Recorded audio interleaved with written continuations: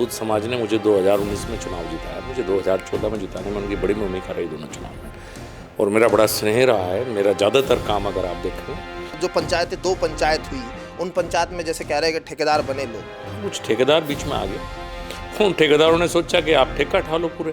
अरे भाई, आप कैसे ठेका उठाओगे? योगी जी यहाँ मुख्यमंत्री हैं उसी समाज के, और हमेशा भारतीय जनता पार्टी के साथ ये समाज रहा है, इनका बड़ा स्नेह है, तो ठेकेदारों के कहने से कोई नहीं जाएगा। मेरी हिम्मत नहीं है कि मैं 3 जिले छोड़ के 150 किलोमीटर से बस मंगाऊँ। एक बस 25 से 30 हज़ार की आती है। जहाँ पंचायतें होती थी, इतने बड़े बड़े टेंट कहाँ से लगे, इतनी बसें कहाँ से आई, अलग अलग जातिवाद जो पंचायत की। तो ये कुछ लोग पॉलिटिकल लोग थे जिनके अपने एजेंडे सेट थे, किसी को हराने के लिए, किसी को जिताने के लिए।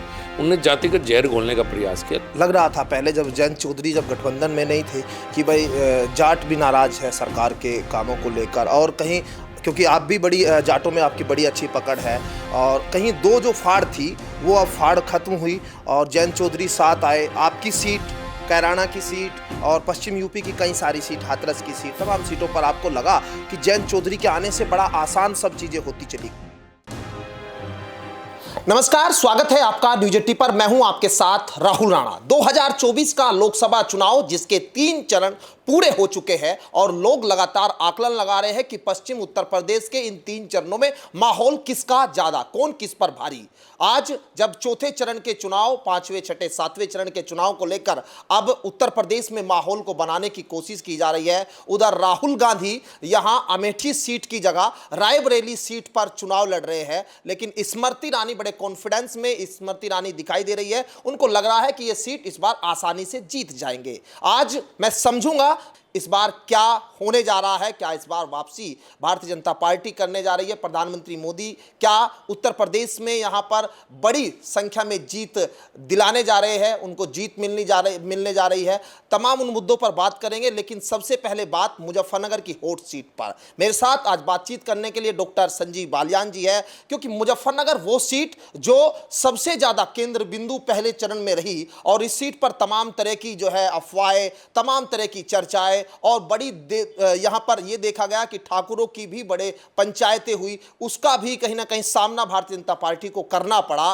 क्योंकि ये जो विरोध सीधे तौर पर कह रहे थे कि ठाकुर यहां पर नाराज है बीजेपी से।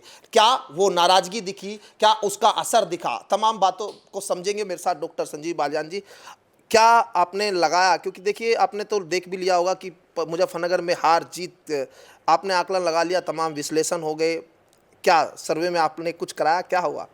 हाँ, आकलन तो करते ही हैं, कार्यकर्ता करते हैं, बूथ अध्यक्ष करते हैं, पूरा ढांचा है एक भारतीय जनता पार्टी का।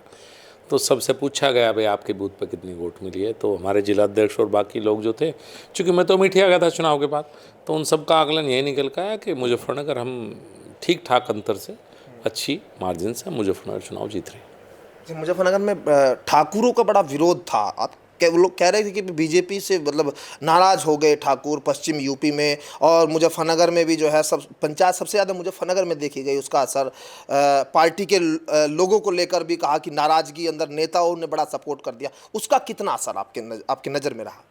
देखिए, मुझे नहीं लगता। पहली बात तो एक मीडिया के द्वारा एक परसेप्शन बनाया गया पिछले 2.5 महीनों से। कुछ लोग खड़े हो गए, जातिगत पंचायतें शुरू की, और सब ने मान लिया कि यही ठेकेदार हैं। राजपूत समाज ने मुझे 2019 में चुनाव जिताया, मुझे 2014 में जिताने में उनकी बड़ी भूमिका रही दोनों चुनाव में, और मेरा बड़ा स्नेह रहा है। मेरा ज़्यादातर काम अगर आप देखेंगे तो उन गाँव में कोई ऐसा गाँव नहीं होगा जहाँ संजीव बालियान का काम आपको ना दिखाई दे, चाहे वो चरथावल क्षेत्र हो, चाहे बुढ़ाना क्षेत्र हो, चाहे चौबीसी की क्षेत्र हो, चाहे सड़कों का चौड़ीकरण हो, या गाँव के स्तर पर बहुत प्यार मोहब्बत रहे। हाँ, कुछ ठेकेदार बीच में आ गए।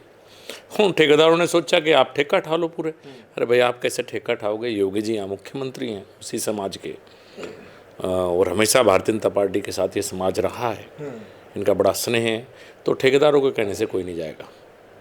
मुझे बता रहे थे कि वहाँ सरदना इलाके में 2019 में जब आप कुछ वोटों से पीछे चल रहे थे, तो करीब वहाँ पर 26-25 हज़ार वोटों से पीछे, तो उधर जाकर आपको जो है बड़ी जीत मिली, और कह रहे थे लोग उधर की, क्या नाम, इस बार जो है हम लोग इधर वोट नहीं करेंगे। आपने वहाँ लोगों से बात की, क्या हुआ? मतलब जो पंचायतें 2 पंचायत हुई, उन पंचायत में जैसे कह रहे हैं कि ठेकेदार बने लोग। हाँ, देखिए, स्पोर्ट्स यूनिवर्सिटी सलावा बनवाई, कितना बड़ा, पहली स्पोर्ट्स यूनिवर्सिटी उसी क्षेत्र में बनी। सलावा सबसे बड़ा गांव उस क्षेत्र का है। उसके बाद कुछ लोगों ने जातिगत जहर घोलने का प्रयास किया। झूठे सच्चे आरोप, झूठी बातें, समाज को तोड़ने का प्रयास किया। खैर मेरा तो कुछ बिगड़ेगा नहीं, पर उन्होंने अपनी कब्र जरूर खोद ली जिन्होंने ऐसे प्रयास किए।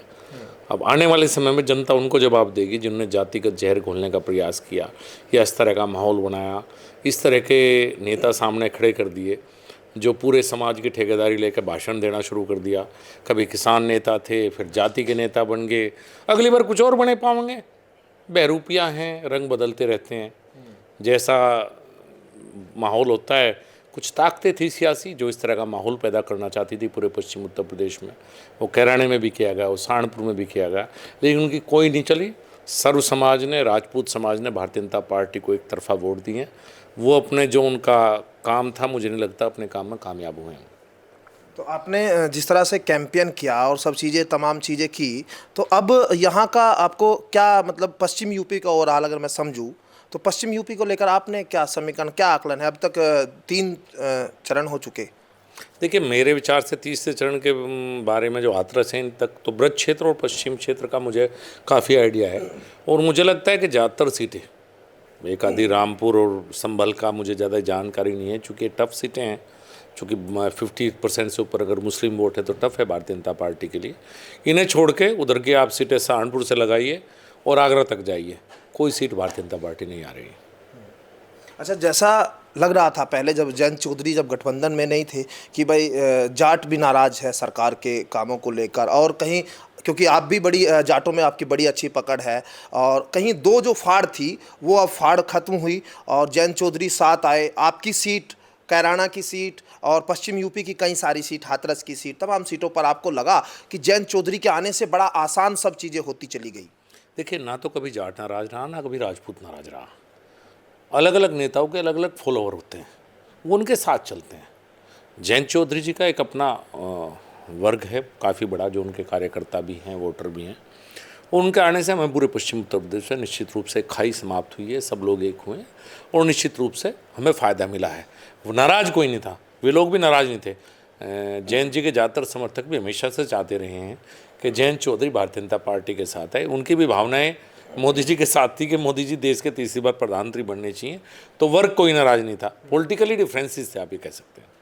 तो जो अब विकास, कहीं विकास, क्योंकि हमने देखा चुनाव में इस बार धर्म का मुद्दा बहुत नहीं चला, मतलब चला ही नहीं, बिल्कुल नहीं चला। लेकिन जाति के आधार पे लोगों ने वोट कहीं ना कहीं दिया, क्योंकि बीएसपी जैसे चुनाव लड़ रही थी, कह रहे थे कि दलित उनका मूल वोटर है, तो दलित उधर जा रहा है। इधर समाजवादी पार्टी के जहां कैंडिडेट थे कि मुस्लिम जो है उनके साथ जा रहा है। इधर कहीं ये भी कोशिश हुई कि यहाँ प्रत्याशी बीजेपी का जाट है या बीजेपी का प्रत्याशी उधर ठाकुर है, तो कहीं जाति को आपको लगा है कि जाति का फर्क हुआ और जाति के आधार पर लोगों ने इस बार वोट किया, धर्म के आधार से थोड़ा हटे, क्योंकि उन 14 में कुछ ऐसी चीज़ें देखी गई, मतलब उससे थोड़ा अलग।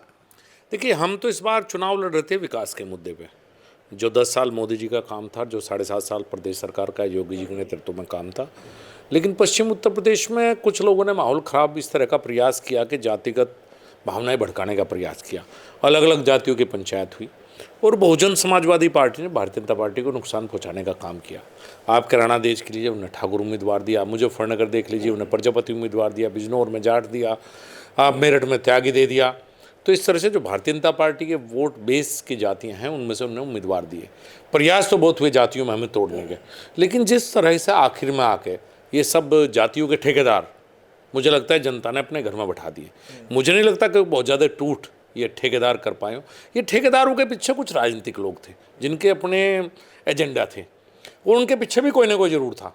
जिस तरह से अपार धन खर्च किया गया पंचायतों के ऊपर, मेरी हिम्मत नहीं है कि मैं 3 जिले छोड़ के 150 किलोमीटर से बस मंगाऊँ। एक बस 25 से 30 हज़ार की आती हैं। जहाँ पंचायतें होती थी, इतने बड़े बड़े टेंट कहाँ से लगे, इतनी बसें कहाँ से आई, अलग अलग जाति वाइज जो पंचायत की। तो ये कुछ लोग पॉलिटिकल लोग थे जिनके अपने एजेंडे सेट थे, किसी को हराने के लिए, किसी को जिताने का।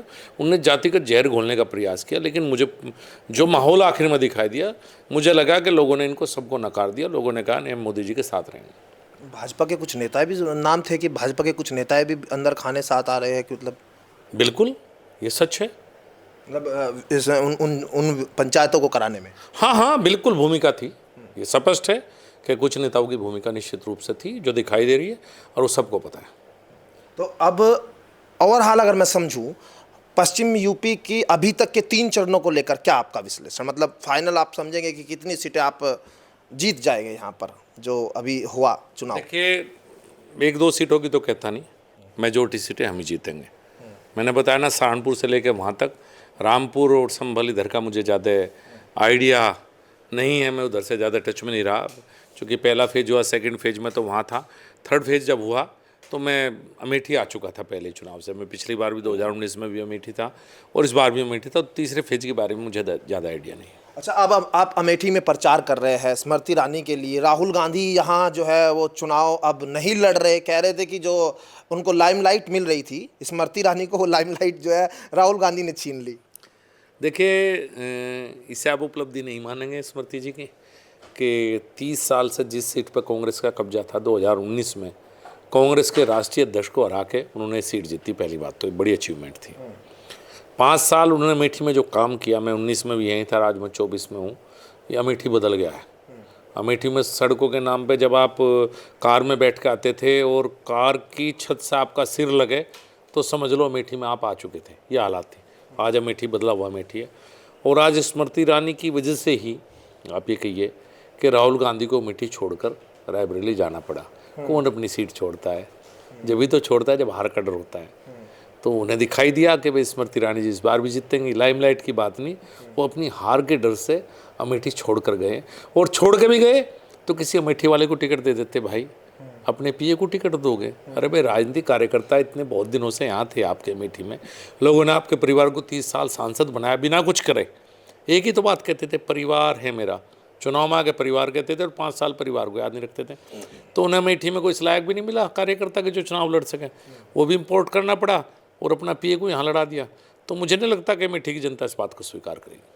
तो इस बार जो है मतलब 80 में से कितनी सीटें सच में, मतलब लगता है कि 80 में से, कह तो रहे बीजेपी के लोग कि 80 में से 80 सीटें, लेकिन आपने भी कुछ? हाँ जी, मुझे ऐसा लगता है कि हमारा प्रदर्शन 2014 के आसपास रहेगा। तो इस बार जो है जीत को लेकर आप जो है हैट्रिक की उम्मीद है, मतलब मोदी जी जो है इस बार हैट्रिक? बिल्कुल हैट्रिक लगेगी। ज़्यादातर लोकसभा की सीटों पर भी मोदी जी तो आ ही रहे हैं। कह रहे हैं कि 400 पार तो नहीं आ रही, कुछ लोग कह रहे हैं 400 पार तो नहीं आ रही है। देखिए, मैं तो नहीं कह सकता, क्योंकि मैं बताया ना, बहुत ज़्यादा कहीं जब आप एक जगह बंध जाते हैं तो वहाँ के बारे में 24 घंटे सोचते हैं, देश के दूसरे हिस्सों के बारे में आपको बहुत ज़्यादा आइडिया नहीं रहता। बहुत शुक्रिया आपका बातचीत करने के लिए। डॉक्टर संजीव बालियान जी थे केंद्रीय राज्य मंत्री, और जो आकलन उनका है वो सीधा वही है जो भारतीय जनता पार्टी के तमाम नेता कह रहे हैं। लेकिन जो सबसे बड़ा सवाल वो है उनकी सीट को लेकर, मुजफ्फरनगर की सीट को लेकर जो बना हुआ था कि क्या राजपूतों ने वोट किया, नहीं, लेकिन सीधे तौर पर विश्लेषण हो चुका, सर्वे तमाम हो चुके, और अब पूरी उम्मीद है कि जीत भारतीय जनता पार्टी की मुजफ्फरनगर से लेकर पूरे उत्तर प्रदेश में होने जा रही है। क्या 4 जून को नतीजे पक्ष में आएंगे, देखना बड़ा दिलचस्प होगा। मेरे सहयोगी अंकुश के साथ मैं राहुल राणा, न्यूज़ 18 अमेठी लोकसभा सीट।